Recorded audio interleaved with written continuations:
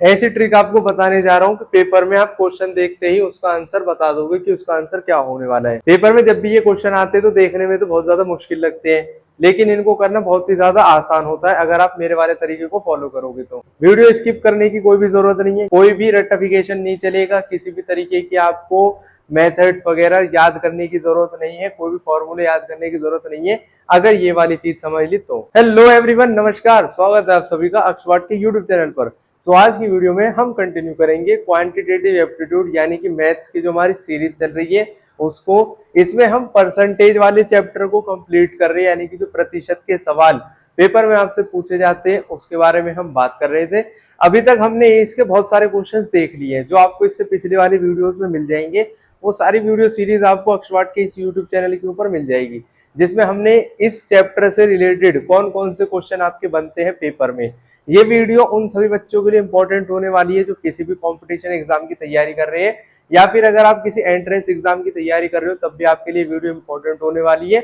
और इसमें हम एक बात करेंगे ऐसी ट्रिक की कि आप क्वेश्चन देखते ही उसका आंसर बता दोगे। तो मेरी जो ट्रिक होने वाली है वो ऐसा नहीं है कि इस वीडियो के लिए अलग है, उस वीडियो के लिए अलग है। मैं एक ऐसी आपको ट्रिक बता दूंगा कि आपके जो क्वेश्चन है वो चुटकियों में सॉल्व हो जाएंगे और ज्यादा दिमाग लगाने की जरूरत नहीं पड़ेगी। तो आज की वीडियो में भी हम पार्ट 10 को पढ़ेंगे, यानी कि जो इसके पार्ट 10 चल रहा था। अभी हमने जो टोटल पार्ट देखे कि किस किस तरीके के क्वेश्चन बनते हैं, तो पार्ट 9 तक कंप्लीट हो गया है। पार्ट 10 में हम क्वेश्चन देख रहे थे जो 3 वेरिएबल्स के ऊपर परसेंटेज के क्वेश्चन पूछे जाते हैं, यानी कि 3 चरों पर आधारित प्रतिशत के सवाल कैसे कैसे होते हैं उनको हम समझ रहे थे। तो आज की वीडियो में भी ऐसे क्वेश्चंस को ही देखेंगे। तो स्टार्ट करते हैं वीडियो को।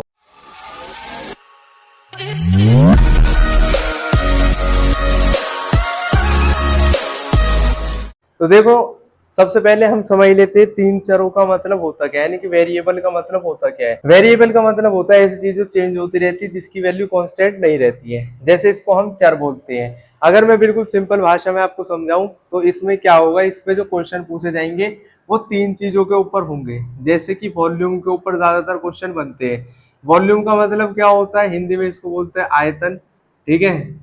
अब इसमें जो क्वेश्चन बनते हैं वो लेंथ के ऊपर, ब्रेथ के ऊपर और हाइट के ऊपर। यहाँ पर आप देखोगे 3 चीजें दे रखी है, तो ये 3 वेरिएबल के क्वेश्चन होते हैं, ठीक है। इसको हमने नाम दे दिया कि 3 वेरिएबल के क्वेश्चन है ये। 2 वेरिएबल वाले क्वेश्चन में आपके सामने लेंथ और ब्रेथ होती है, यानी कि जैसे ये बढ़ रहा है और ये बढ़ रहा है तो आपकी टोटल परसेंटेज कितनी बढ़ जाएगी, इस तरीके के क्वेश्चन आते थे। या फिर प्राइस और कंजप्शन से रिलेटेड भी आ जाते थे कि अगर किसी चीज का प्राइस बढ़ रहा है और उसका कंजप्शन बढ़ रहा है तो एक्सपेंडिचर कितना बढ़ जाएगा, ठीक है। तो ये भी 2 वेरिएबल के क्वेश्चन है जिसमें 2 चीजें बढ़ रही है उसके बारे में क्वेश्चन आता है, या 2 चीज घट रही है। वॉल्यूम वाले जो क्वेश्चन होते हैं आपके की लेंथ बढ़ रही है, ब्रेथ बढ़ रही है, हाइट बढ़ रही है, लंबाई, चौड़ाई और ऊंचाई बढ़ रही है, तो तीनों चीजों की यहाँ पर बात हो रही है। तो इसका मतलब वॉल्यूम की बात है, ये 3 चरों पर आधारित प्रश्न है। इसके अलावा जो वॉल्यूम के आपके दूसरे क्वेश्चन आते हैं, जैसे वॉल्यूम ऑफ सिलेंडर की अगर हम बात करें तो उसमें भी 3 चर होते हैं। तो अगर उसका मैं फॉर्मूला आपको बताऊं तो ये होता पाई आर स्क्वायर एच, ठीक है। ये होता वॉल्यूम ऑफ सिलेंडर का फॉर्मूला। लेकिन मैंने आपको इससे पिछले वीडियो में बताया था कि अगर इस तरीके की कोई वैल्यू आपको दी जाती है पाई वाली, वैसे तो हम क्वेश्चन में इसको समझेंगे पर फिर मैं आपको एक इंट्रो बता रहा हूँ कि जहां पर कहीं पर ये पाई की वैल्यू होती है या फिर कहीं पर आप देखोगे हाफ की वैल्यू होती है, जैसे half into base into height, ये ट्राइंगल का फॉर्मूला होता है, ठीक है। तो हम इसमें हाफ को कंसीडर नहीं करते हैं, पाई को कंसीडर नहीं करते हैं, क्योंकि ये वैल्यूज बाद में भी आपस में कट जाती है, तो इनको लिखकर सिर्फ आप अपना टाइम वेस्ट करते हो और इससे कुछ आंसर में फर्क भी नहीं पड़ता है, ठीक है। तो बहुत सारे बच्चे को मैंने पिछली वीडियो में भी ये बात बताई थी, अगर आप पिछली वीडियो देखकर आए हो तो, कि जो कांस्टेंट वैल्यूज रहती है ना उनको हम कंसीडर करते ही नहीं है। तो ये वाले क्वेश्चंस कैसे करे जाते हैं आज की वीडियो में हम इसके बारे में बात करेंगे। वॉल्यूम ऑफ सिलेंडर से रिलेटेड क्वेश्चन है। क्वेश्चन ये आएगा कि रेडियस जो है वो बढ़ रहा है, हाइट है उसकी बढ़ रही है, तो आपको ये बताना पड़ेगा उसके वॉल्यूम के ऊपर कितना प्रतिशत परिवर्तन आएगा, यानी कितना परसेंट चेंज आएगा। इसमें क्वेश्चन जो आपको पूछे जाते हैं पेपर में भी, तो वैल्यूज इसमें गिवन नहीं होती है, तो बच्चा सोचता है जब वैल्यू इसमें दी नहीं गई है तो आंसर कैसे निकलेगा। तो ऐसे कुछ सवाल इसमें पूछे जाते हैं। तो मैंने आपको सबसे पहले बता दिया है कि 3 चर का मतलब ये होता है कि इसमें 3 चीजों की बात होगी, ठीक है। इसके अलावा जो इसमें ज्यादातर क्वेश्चन बनते हैं वो वॉल्यूम के बनते हैं, वॉल्यूम ऑफ सिलेंडर का, volume of cuboid, volume of cube, इस तरीके के क्वेश्चन इसमें बनते हैं। और मैंने आपको 2 वेरिएबल के बारे में भी एक छोटी मोटी बात बता दी है। अब हम पहले क्वेश्चन देख लेंगे इंग्लिश में मैं क्वेश्चन लिख रहा हूँ, फिर हिंदी में लिखूंगा, उसके बाद में उसको किस तरीके से सॉल्व करना है वो मैं आपको बताऊंगा। एक तरीका वो होगा आपको समझाने के लिए, एक तरीका होगा डायरेक्ट आंसर करने के लिए। तो दोनों तरीकों को आप देख लेना, वीडियो को स्किप बिल्कुल मत करना, क्योंकि अगर आप वीडियो पूरी देखोगे तो समझ में आएगी एक एक चीजें। क्योंकि मैथ्स की वीडियो अगर एक भी स्टेप आपने स्किप कर दिया तो क्वेश्चन आपको समझ में ही नहीं आने वाला। या तो आप वीडियो देखो मत, देख रहे हो तो पूरी वीडियो देखना, ठीक है। तो उससे आपको कंप्लीट आइडिया रहेगा कि हाँ भाई किस तरीके से हमने स्टेप बाय स्टेप चीजों को समझा है। तो अभी हम देख लेते हैं क्वेश्चंस को। तो यहाँ पर हमारे सामने क्वेश्चन दे रखा है। सबसे पहले क्वेश्चन यहाँ पर इंग्लिश में, यहाँ पर क्वेश्चन हिंदी में दे रखा है। क्वेश्चन कह रहा है कि if radius of a cylinder increased by 20% and height increase by 25%, then find percent change in its volume. यानी कि क्वेश्चन में आपसे ये बात बोली गई है कि एक सिलेंडर है, उसका जो रेडियस है वो 20% बढ़ जाता है और उसकी जो हाइट है वो भी 25% बढ़ जाती है। यानी पहले कुछ उनकी मेजरमेंट थी, हमें ना तो मेजरमेंट पहले की दी गई है ना बाद की दी गई है, हमें डायरेक्ट परसेंट में आंसर बता दिया कि 20% तो उसकी रेडियस बढ़ती है, 25% उसकी हाइट बढ़ती है। तो हमसे क्वेश्चन ये पूछा है कि तुम्हें परसेंट चेंज बताना है कि उसकी वॉल्यूम में कितना परसेंट चेंज आया होगा। यानी कि अगर उसकी जो पहली मेजरमेंट है, पहली रेडियस है, पहली हाइट है, उसके हिसाब से जो वॉल्यूम आया है और जो नई वाली रेडियस है जो बढ़ गई है और नई वाली हाइट है जो बढ़ गई है, उसके अकॉर्डिंग कितना वॉल्यूम आएगा और उसको आपको चेंज बताना है कि कितना परसेंट चेंज हुआ होगा। हिंदी में पहले हम क्वेश्चन को रीड कर लेते हैं, उसके बाद इसको सॉल्व करने की मैं आपको ट्रिक बताऊंगा। हिंदी में क्वेश्चन है, यदि एक बेलन की जो त्रिज्या है वो 20% बढ़ जाती है और उसकी जो ऊंचाई है वो 25% बढ़ जाती है, तब इसके आयतन में होने वाले प्रतिशत परिवर्तन को ज्ञात करना है। यानी कि इसका आपको आयतन पता होना चाहिए कि बेलन का आयतन क्या होता है। इंग्लिश में इसका नाम होता है वॉल्यूम ऑफ सिलेंडर, ठीक है।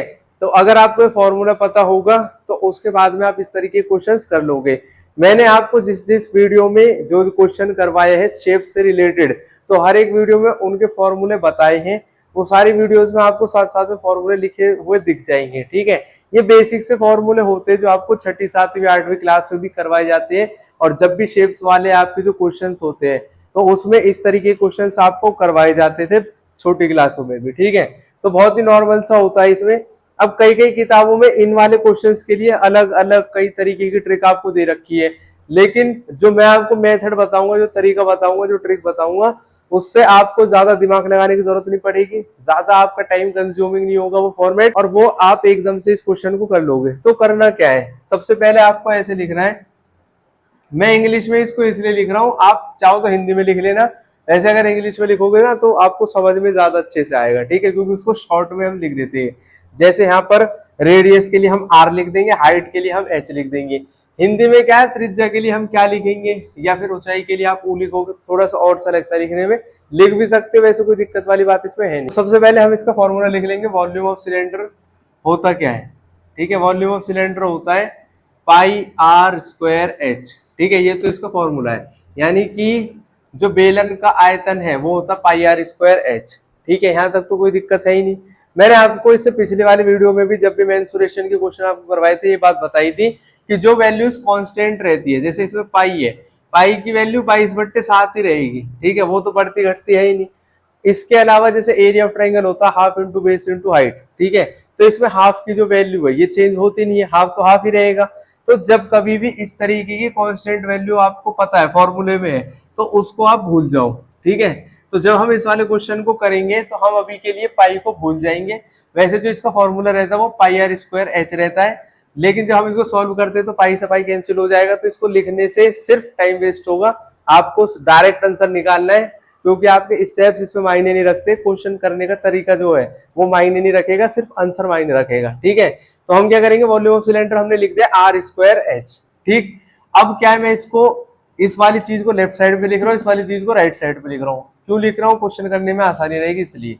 तो ऐसे हम इसको लिखेंगे r square h is equal to volume of cylinder, ठीक है, मैंने लिख दिया वॉल्यूम ऑफ सिलेंडर। अब आर स्क्वायर का मतलब होता है रेडियस इंटू रेडियस, यानी कि 2 बार आर है, ठीक है। आर स्क्वायर का मतलब ये 2 बार आर के मल्टीप्लाई है। उसके बाद में हाइट है, उसके बाद में ये है वॉल्यूम ऑफ सिलेंडर, ठीक। ये पहला वॉल्यूम है। पहला वॉल्यूम का मतलब ये है कि जब जो हमारी रेडियस और हाइट बढ़ी नहीं थी जब का वॉल्यूम है ये, ठीक है। अब मैंने आपको एक चीज बताई है कि जब भी हम इस तरीके के क्वेश्चन सॉल्व करते हैं जहां पर हमें मेजरमेंट नहीं दे रखी है, हमें नहीं पता पुरानी वैल्यूज कितनी है, पुरानी हमारी लेंथ कितनी है, पुरानी ब्रेथ कितनी है, हमें कुछ नहीं पता है, पुरानी हमारी हाइट कितनी है, रेडियस कितना है, हमें नहीं पता है, हमें अपने अकॉर्डिंग चीजें लेनी है। तो मैंने आपको बताया था हम जो इसमें वैल्यूज एज्यूम करेंगे वो अपने अकॉर्डिंग करेंगे। हम रेडियस को मानेंगे 10, इस वाले रेडियस मतलब की वैल्यू 10 हो जाएगी। अगर रेडियस को 10 माना तो ये वाला आर भी 10 हो जाएगा, और हाइट को भी मानेंगे हम 10। ठीक है, यहाँ पर 10 लेने का जो मेरा मेन पर्पज है वो यही है कि इससे आपकी कैलकुलेशन इजी हो जाएगी और ज्यादा टाइम नहीं लगेगा कैलकुलेशन करने में। ठीक है, तो हमने लिख दिया 10 इंटू 10 इंटू 10, तो हमारी पहली वॉल्यूम आ जाएगी 1000। यहाँ तक कोई दिक्कत आपको नहीं होनी चाहिए। हमने क्या किया है, अपने अकॉर्डिंग वैल्यूज एज्यूम करी है। हमने रेडियस को 10 माना और हाइट को भी 10 माना है। तो आर स्क्वायर इसका फॉर्मूला था, तो हमने 2 बार 10 लिख दिया और हाइट को 10 लिख दिया है, तो हमारी पहली वॉल्यूम आ गई है 1000। अब हमें क्या करना है, जो चीज क्वेश्चन में दे रखी है उसको रीड करो। हमें बोला है जो इसकी रेडियस है वो बढ़ जाती है 20%, और जो इसकी हाइट है वो 25% बढ़ जाती है। जहां कहीं भी इंक्रीज की बात हो, बढ़ने की बात हो, हिंदी में जहां कहीं पर वृद्धि की बात हो, तो आपको एक चीज याद रखनी है कि उतने परसेंट वैल्यू निकाल के उसको प्लस कर देना, उतने परसेंट वैल्यू निकाल के उसको ऐड कर देना है। जहां कहीं भी डिक्रीज की बात होती है, कमी की बात होती है, तो उसको माइनस कर देना। फॉर एग्जाम्पल जैसे इसमें बोला है कि रेडियस आपका जो है वो बढ़ जाता है 20% से, तो 10 का 20% कितना होता है, तो हमें पता है कि अगर हम 10 का 20%, मैं आपको साइड में निकाल के बता देता हूँ, 10 का अगर हम 20% निकालेंगे तो इस तरीके से वो निकाला जाता है कि 10 इंटू 20, और ये परसेंट नीचे चला गया तो 0 से 0 कट गई, 0 से 0 कट गई, 2 1 2, 10 का 20% होता है 2। ठीक है, इस तरीके से निकाला जाता है। तो 10 का 20% कितना हो गया, 2 हो गया है। यहां पर भी 10 का 20% 2 हो जाएगा। ठीक है, और इस वाले 10 का 25% हमें निकालना है, तो ये 10 को मैं 25% यहीं पर निकाल के आपको बता रहा हूँ। 10 का 25% ऐसे निकलता है, 0 से ये 0 कट जाएगी, ये 0 बची है तो ये एक डिजिट के लेफ्ट साइड में पॉइंट आ जाएगा। यानी कि जब भी डिवीजन में 0 होती है, नीचे अगर कोई नंबर दे रखा है जो 0 वाला है और डिवाइड करना है, तो जो एक नंबर से इधर पॉइंट आ जाता है, तो यहाँ पर हमारा आंसर आ गया 2.5। ठीक है, तो हाइट हमारी कितनी बढ़ रही है, 2.5 से बढ़ रही है, क्योंकि 25% बढ़ रही है। ठीक है, लेकिन मैंने आपको बताया था आपको ये परसेंट ऐसे नहीं निकालनी है, ये वाली परसेंट भी आपको ऐसे नहीं निकालनी है। क्यों नहीं निकालनी है, क्योंकि हमने यहाँ पर 10 की जो वैल्यू एज्यूम करी है वो इसलिए करी है जिससे हमारा आंसर तुरंत निकल जाए। मैं भी आपको बता देता हूँ, जैसे 10 का अगर 20% बोला जाए तो 10 का 20% कितना होगा, तो सीधा आपको कुछ नहीं कर रहा है, जितने परसेंट की बात बोली जाए, 20% की अगर बात बोली जा रही है और 10 की कंपैरिजन में 20% हमें निकालना है, पीछे की एक जीरो हटा दो, तो 10 का 20% होता है 2। इसी तरीके से अगर 10 के 25% की बात है तो 25 को लिख लो ऐसे, और 10 की कंपैरिजन में करना है हमें 25%, तो इसमें से पीछे की ये डिजिट मत हटा देना कि पीछे की एक जीरो हट जाती है। हम क्या करेंगे, डिजिट से पहले एक पॉइंट लगा लेंगे, तो ये 10 का 25% होता है। इसके अलावा अगर आप 10 का 60% की बात करोगे कि 10 का 60% कितना होगा, तो जो 60 दे रखा है उसके पीछे की एक जीरो हटा दो, 10 का 60% होता है 6। 10 के 80% की बात आ जाए तो 80 लिख लेना, 80 के पीछे की दो मतलब जो एक जीरो इसको हटा देना, तो 10 का 80% होता है 8। तो यहाँ पर हमने 10 जो वैल्यू एज्यूम करी है उसको करने का मेन पर्पज यही है कि जिससे हमारी परसेंट में तुरंत निकल जाए। 10 का 20% बोला गया तो इसका मतलब 2। तो पेपर में आपको इस तरीके से सॉल्व करना है, वहां पर निकालने का आपको टाइम नहीं मिलेगा। अगर निकालने बैठ गए फिर तो हो लिया आपका क्वेश्चन, या तो क्वेश्चन ही कर लोगे या फिर उसको छोड़कर ही आओगे, क्योंकि वहां पर टाइम की बहुत ज्यादा वैल्यू होती है। एक क्वेश्चन के लिए आपको 1 मिनट से भी कम टाइम मिलता है किसी किसी कॉम्पिटेटिव एग्जाम में। एंट्रेंस एग्जाम में भी अगर आप देखोगे तो आपको क्या है, बहुत टाइम कंज्यूमिंग हो जाता है अगर आप इस तरीके से निकालोगे तो मैं आपको डायरेक्ट ये ट्रिक बता रहा हूँ कि यहाँ पर आप वैल्यू एज्यूम करो 10, 10 का 20% निकालना है 2 आ गया, 10 का 25% यहाँ पर 2.5 आ गया। अब आपको क्या करना है, अगर ये बात बोल रहा है बढ़ने की, तो 10 का 20% हो गया 2, और इसको प्लस कर दो, 10 में 2 प्लस कर दो तो ये आ जाएगा 12। तो नया हमारा रेडियस निकल के आ गया 12। ये कैसे आया मैं समझा देता हूँ। यहाँ पर क्वेश्चन ये बात बोल रहा है कि 10 का 20% बढ़ जाता है, तो 10 का 20% होता है 2, बढ़ने की बात हो रही है तो प्लस होगा, तो नया रेडियस आ जाएगा 12। 10 का 25% बढ़ रहा है, यानी कि 10 में आपको 10 का 25% पता है 2.5 होता है, इसको हम प्लस करेंगे तो ये आएगा 12.5। तो जब भी बढ़ने की बात बोले तो प्लस कर देना, घटने की बात बोले तो माइनस कर देना। तो हमारा जो रेडियस है वो आएगा 12, यहाँ पर हमारा रेडियस आएगा 12 और यहाँ पर हमारा जो हाइट है वो आएगी 12.5। यहाँ तक हमने कुछ भी चीज नहीं की है, हमने सिर्फ एक चीज करी है कि सबसे पहले वैल्यू एज्यूम करिए अपनी तरफ से। हमने हाइट को माना है 10, रेडियस को माना है 10, फॉर्मूले के हिसाब से हमने इसको लिख दिया है। फॉर्मूले में मैंने आपको बताया कि वॉल्यूम ऑफ सिलेंडर का formula pi r square h होता है, लेकिन पाई की वैल्यू कांस्टेंट रहेगी, इसको बार बार लिखने की कोई जरूरत नहीं है, इससे सिर्फ आपका टाइम वेस्ट होगा, तो इसको भूल जाओ। इस क्वेश्चन के लिए तो भूल ही जाओ कि पाई भी होता है। आर स्क्वायर एच लिखो, आर इंटू आर लिखा, एच लिखा, वॉल्यूम आ गया। आर को हमने एज्यूम करा है 10, तो ये वाला आर भी हो जाएगा 10, हाइट को हमने एज्यूम करा है 10। ये हमारा एज्यूम करने का पर्पज क्या है, जिससे हमारी कैलकुलेशन आसान हो जाए। तो 10 का हमें 20% बोला है, तो 10 का 20% होता है 2, फिर ये वाले 10 का भी 20% 2 होगा, 10 का 25% बोला है तो 2.5 होगा। अगर क्वेश्चन बढ़ने की बात बोले तो इसको प्लस कर देना कि वो 10 से बढ़कर 10 से 2 बढ़ गया है, तो यानी कि 12 हो गया है। 10 से 2 बढ़ गया है यानी कि यहाँ पर भी 12 हो गया, और 10 का 2.5 बढ़ गया है, मतलब 2.5 से जो वैल्यू बढ़ गई है, तो नई वाली वैल्यू आएगी 12.5। तो ऐसे इसको ऐड कर देना, घटने की बात होती तो माइनस कर देना। बार बार मैं ये वाली चीज इसलिए बता रहा हूँ क्योंकि बच्चे क्या है, क्वेश्चन को देखकर समझ नहीं पाते कि कहाँ पर प्लस करना है कहाँ पर माइनस करना है। फिर आपको कुछ नहीं करना है, नई वाली वॉल्यूम निकालने के लिए इन तीनों नंबर को आपस में मल्टीप्लाई कर देना। किसी भी तरीके से आप मल्टीप्लाई कर सकते हो, पहले इन दोनों को मल्टीप्लाई कर लो या पहले इन दोनों को करके इससे मल्टीप्लाई कर लेना। आंसर आपका इसमें आएगा 1800। ठीक है, किसी भी तरीके से आप मल्टीप्लाई कर लेना। अब क्वेश्चन आपका यहीं पर सॉल्व हो जाएगा। पहले मैं इसको करने का आपको एक बेसिक मेथड बताता हूँ जो आपकी किताबों के अंदर दे रखा होगा, फिर मैं आपको एक डायरेक्ट मेथड बताऊंगा कि यहीं आपका आंसर निकल गया है। कैसे निकल गया वो भी समझाऊंगा, पहले आप देख लो बेसिक मेथड इसका है क्या। तो देखो,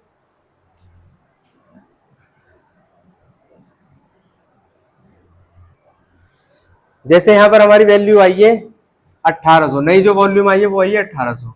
तो आपको क्या करना है, हमें पता है क्वेश्चन में ये बात बोली है कि परसेंट चेंज क्या होगी वॉल्यूम में। मैं ये फालतू की चीजें इसमें से मिटा रहा हूँ जिससे आपको क्वेश्चन आसानी से दिख जाएगा और समझ में आ जाएगा। तो देखो, क्वेश्चन में आपसे यही बात बोली थी कि परसेंट चेंज कितना होगा वो निकालना है, यानी कि जो उसके आयतन में प्रतिशत परिवर्तन कितना होगा वो आपको निकालना है। वॉल्यूम में कितना परसेंट चेंज होगा ये आपको बताना है। वॉल्यूम बढ़ रही है लेकिन कितने परसेंट से बढ़ रही है ये आपको इसमें बताना है। तो परसेंट चेंज का जो फॉर्मूला होता है, मैंने बहुत सारी वीडियो में आपको बताया भी है, जो पिछली वाली वीडियो है हमारी, परसेंट चेंज निकालने का एक फॉर्मूला होता है। जो आपकी चेंज आया है नंबर्स में, जैसे यहाँ पर 1800 है, पिछली वैल्यू 1000 है, तो कितना चेंज हुआ है, आप क्या होगा 800 का चेंज हुआ है। 1800 में से 1000 को माइनस करोगे 800 का चेंज हुआ है, तो जितना चेंज हुआ है उसको लिखो ऊपर। जो इसकी पुरानी वैल्यू है जिससे कंपैरिजन करा जाता है, हमेशा पुरानी वैल्यू से कंपैरिजन होता है, तो जो इसकी ओल्ड वैल्यू है उसको लिखते हैं हम नीचे, मल्टीप्लाई करते हैं हम इसको 100 से। तो ये एक बहुत ही बेसिक सा फॉर्मूला है आपका जो आपको पता होना चाहिए परसेंट चेंज का।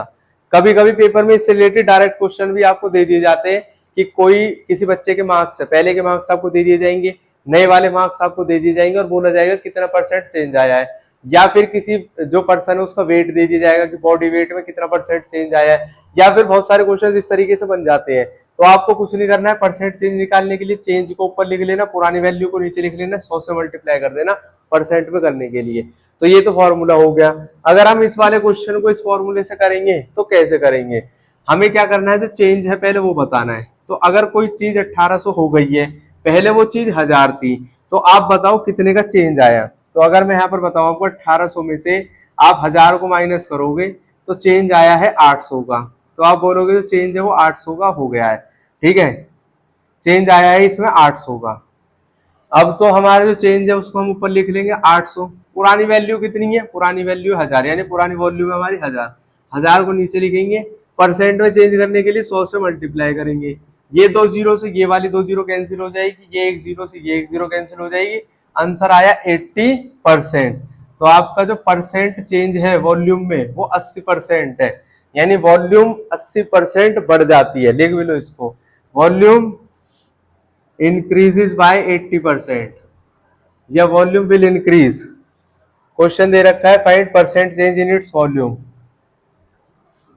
Volume will increase by 25% by 80%, sorry, volume will increase by 80%। Hindi में क्वेश्चन को लिख लेना कि जो आयतन है, आयतन 80% बढ़ जाएगा या 80% की वृद्धि हो जाएगी।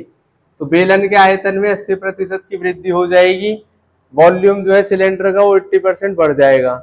लेकिन आपको इस वाले फॉर्मूले को भी ना याद करने की जरूरत पड़ेगी, ना इसको यूज करने की जरूरत पड़ेगी। मैं आपको डायरेक्ट तरीका बता देता हूँ किस तरीके से आप यही पर आंसर निकाल लोगे। सबसे पहले आपको क्या करना है, ये वाली वैल्यू हमने एज्यूम कर ली है, उसके बाद में हमने यहाँ पर ये वैल्यू एज्यूम करने के बाद में जो क्वेश्चन में चेंज बोला था वो चेंज करके अपनी तरफ से वैल्यू निकाल कर इसको मल्टीप्लाई करके आंसर आ गया हमारा। अब आपका आंसर जो वो डायरेक्ट यहाँ पर कैसे निकलेगा, आपको क्या करना है, चेंज देखना है कितने का चेंज हुआ है। चेंज हुआ है 800 का, तो इस 800 को आपको साइड में लिख लेना है, ऐसे 800 का चेंज हुआ है। हमें पता है कि जब हम मल्टीप्लाई करते हैं परसेंट में बदलने के लिए 100 से मल्टीप्लाई करना पड़ता है, ठीक है। डिवाइड हम हमेशा 1000 से करेंगे, जब भी 3 वेरिएबल के क्वेश्चन आएंगे आपके 1000 से हम डिवाइड क्यों करेंगे, क्योंकि हम हमेशा वैल्यू मानेंगे 10 10 10। हर किसी क्वेश्चन में आपको 10 10 10 वैल्यू में एज्यूम करनी है। अगर आप 10 10 10 वैल्यू एज्यूम करोगे तब आपका हमेशा आंसर 1000 आएगा, यानी कि हमेशा आपको 1000 से कंपैरिजन करनी पड़ेगी। भले यहाँ पर 1200 हो जाए, भले यहाँ पर 1500 हो जाए, भले 1600 हो जाए, हम आपकी ये वाली वैल्यू हमेशा सेम रहेगी। तो हमें पता है कि जब हम 1000 को नीचे लिखेंगे इससे, ठीक है, कंपैरिजन करने के लिए 100 से इसको मल्टीप्लाई करेंगे तो 2 जीरो तो ऑटोमेटिक कट जाएगी, तो आपकी 1 जीरो जो बचेगी वो 1 जीरो इसमें से कट जाएगी। या फिर आप इसको डायरेक्ट ऐसे भी कर सकते हो कि जितना आपका चेंज आया उसके पीछे से 1 जीरो हटाओ, तो यही आपका परसेंट चेंज होगा। अगर आपको कुछ भी चीज याद नहीं रहती है कि यहाँ पर ये 1000 क्यों है, 100 क्यों है, ये क्यों है, वो क्यों है, डायरेक्ट आप आंसर निकाल लोगे। कितना चेंज आया आपका, 800 का चेंज आया है, 800 के पीछे से 1 जीरो को हटा दो तो 80% का आपका चेंज आया है, ठीक है। जीरो क्यों हटाएंगे मैंने आपको वैसे समझा भी दिया है, क्योंकि डिवाइड 1000 से करते हैं, परसेंट बदलने के लिए 100 से मल्टीप्लाई करते हैं, तो 2 जीरो तो कट जाती है, 1 जीरो जो बचेगी वो हट जाएगी यहाँ पर, ठीक। इसके अलावा अगर आप कहोगे कि हमारा चेंज आया 600 का, तो उस केस में क्या होगा, अगर मान लो आपका चेंज आया 600 का, यहाँ पर हमारी नई वाली वॉल्यूम लेट सपोज 1600 होती, ठीक है, हमारी नई वॉल्यूम 1600 होती, पुरानी वॉल्यूम हमारी 1000 है, तो चेंज कितने का आया, चेंज आया 600 का। तो आपको ये वाला फॉर्मूला लगाने की कोई जरूरत पड़ेगी नहीं, आप पीछे के 1 जीरो हटाओ, आंसर आएगा 60%। बस इस तरीके से आपको सॉल्व कर लेना है आंसर। अगर आपकी वैल्यू मान लो 1700 आती, ठीक है, तो चेंज कितने का आया, 700 का, पीछे से 1 जीरो हटा दो, आंसर आएगा 70%। इस तरीके से आप डायरेक्ट क्वेश्चन को देखकर ही उनके आंसर बता दोगे, आपको ये वाला फॉर्मूला लगाने की तो जरूरत पड़ेगी ही नहीं। अब देखो, आप अगर इन सारी चीजों को हटा दोगे तो डायरेक्ट इसका आंसर 2 लाइन का है, बस ये निकालना है और ये निकालना है, फिर चेंज आपको पता चल जाएगा, आंसर आपका आ जाएगा। तो इस तरीके से इन वाले क्वेश्चंस को करा जाता है। यही इसकी एक ट्रिक है जो बहुत ही ज्यादा आसान है, और ट्रिक ये कोई ऐसी नहीं है कि सिर्फ इसी क्वेश्चन में आपके काम आएगी। कोई सा भी आपका क्वेश्चन रहे, भले क्वेश्चन आपका क्यूबॉइड से रिलेटेड हो, तब भी 3 वेरिएबल में आपको यही वैल्यूज एज्यूम करनी है। जो बात बढ़ाने के लिए घटाने के लिए बोले उसको लिखना है, उसके बाद में जो आपका आंसर आएगा वो बता देना है कि किस तरीके से चेंज हो रहा है। ये वाली बात इसमें आपको बस ध्यान रखनी है, ठीक है। एक और इम्पोर्टेंट बात, अगर इंक्रीज की बात बोले तो वैल्यूज को प्लस कर देना, डिक्रीज की बोले तो माइनस कर देना। इसके अलावा इसमें और कुछ भी नहीं है। आप इसका स्क्रीनशॉट लेकर अपने पास रखो और इस तरीके के और भी क्वेश्चंस कहीं पर मिले तो उनको सॉल्व कर लेना। वीडियो हो गई है खत्म, जिसमें हमने समझ लिया है किस तरीके से क्वेश्चंस बनते हैं पेपर में, किस तरीके से उनको आसानी से सॉल्व किया जाता है। अगर आपको अब भी किसी भी तरीके का डाउट लगे तो आप हमें कमेंट सेक्शन में कमेंट करके पूछ सकते हैं। इसके अलावा अगर आपको किसी भी तरीके के क्वेश्चन चाहिए प्रैक्टिस सेट के लिए, तो आपको वो अक्षवाट के टेलीग्राम चैनल के ऊपर मिल जाएंगे, जिसका लिंक आपको मिल जाएगा यूट्यूब के अबाउट सेक्शन में, ठीक है। जब आप यूट्यूब का अबाउट सेक्शन खोलोगे तो वहां पर आपको हमारा टेलीग्राम चैनल का लिंक मिल जाएगा, जहां से आप हमें फॉलो कर सकते हो और इस तरीके के प्रैक्टिस क्वेश्चंस आपको देखने को मिल जाएंगे विद सॉल्यूशंस। अगर आपको उसमें से समझ नहीं आए तो उस क्वेश्चन की मैंने वीडियो भी, उसमें लिंक आपको मिल जाएगा, वहां पर आप उसको क्लिक करके पर्टिकुलर क्वेश्चन की वीडियो भी देख सकते हो। अगर आपको और भी कुछ अपनी तरफ से क्वेश्चंस लगे तो वहां पर हमारा कस्टमर केयर नंबर है, जिसपे आप हमें क्वेश्चंस भेज सकते हो और हम आपको डायरेक्ट उसके आंसर बता देंगे सॉल्व करके। वीडियो के रूप में भी आपको मिल जाएंगे, अगर आप हमसे बोलोगे वीडियो बना दो, उन क्वेश्चंस की वीडियो भी हम मैं आपको बना के सॉल्व करके भेज दूंगा और उन क्वेश्चंस को यूट्यूब पर भी करवा दूंगा। तो यहाँ पर वीडियो हो गई है खत्म। वीडियो अच्छी लगी हो तो इसको लाइक करना, चैनल को सब्सक्राइब करना, अपने दोस्तों के साथ वीडियो को शेयर भी कर देना, जिससे उनकी भी तैयारी अच्छी हो जाए। आपके साथ साथ मिलेंगे नेक्स्ट वीडियो सीरीज में, तब तक के लिए खुश रहे, स्वस्थ रहे, जुड़े रहे एक्सपर्ट के साथ। जय हिंद, जय भारत।